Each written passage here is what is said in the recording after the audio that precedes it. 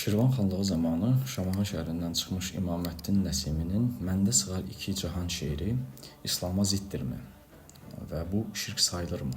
Məndə də bu tərz şeirlər və qəzəllər oxuduğum zaman suallar əmələ gəlmişdi bir çox insanlar kimi.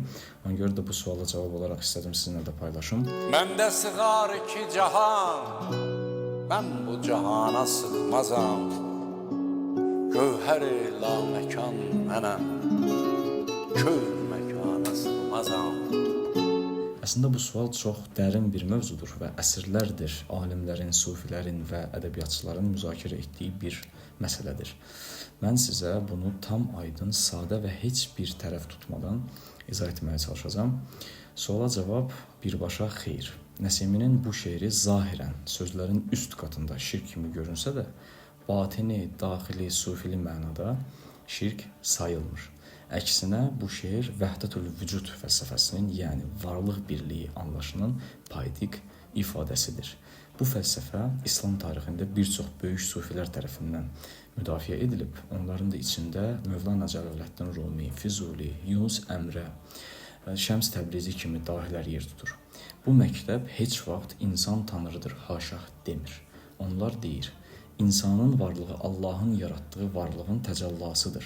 İnsanın daxilində ilahi nəfəs var. Və Quranda da və mən ona öz ruhumdan üfürdüm mənasını ifadə edir. Və məndə sığar iki cahan, mən bu sığana sığmazam, sığana sığmazam. Nə deməkdir? Bu misra insanın batini aləminin sonsuzluğunu bildirir. Sufilərdə belə bir fikir var. İnsan aləmin xülasəsidir, yəni ümmanıdır. Aləm isə insanın içindəki ilahi sirrin təzəhürüdür. Yəni Nəsimi demək istəyir ki, mənim daxilimdəki ruh o qədər genişdir ki, maddi və mənəvi kainat o ruha sığa bilər. Amma mən, yəni ruhun ilahi həqiqəti maddi bədənə, maddi dünyaya sığa bilməz, sığmır. Bu məcazdır. Əsl mənada mən tanrıyam, haşa demək deyil. Bəs niyə bəziləri bunu şirk sayır? Çünki şeiri zahirən oxuyurlar. Batini, sufi məna axtarmırlar. Sufilərin terminlərini tanımırlar.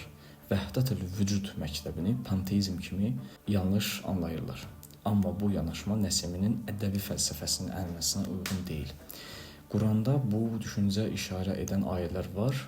Allah insanı öz ruhundan üfürdü Hicr surəsinin 29-cu ayəsində və Qaf surəsinin 16-cı ayəsində deyir ki, Rəbbimiz Subhanahu Teala biz insanlar şah damarından ona yaxınıq. Bu ayələr insanın daxilində ilahi bir tərəf olduğunu göstərir.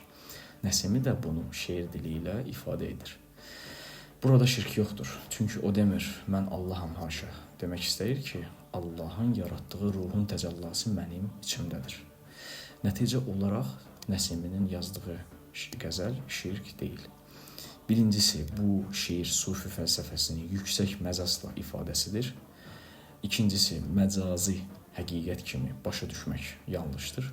Üçüncüsü, şeir insanın ilahi mənşəyini tərənnüm edir. Bu isə Qurana zidd deyil bildiyimiz kimi. Dördüncüsü isə Nəsimi insanı tanrılaşdırmır. Haşa, insanın ruhundakı ilahi nuru tərif edir. Bu qədər. Can ilə həm cahan mənəm, dəhr ilə həm zaman mənəm. Gör bu lətifeyi ki mən dəhr-ü zəmanə sığmazam.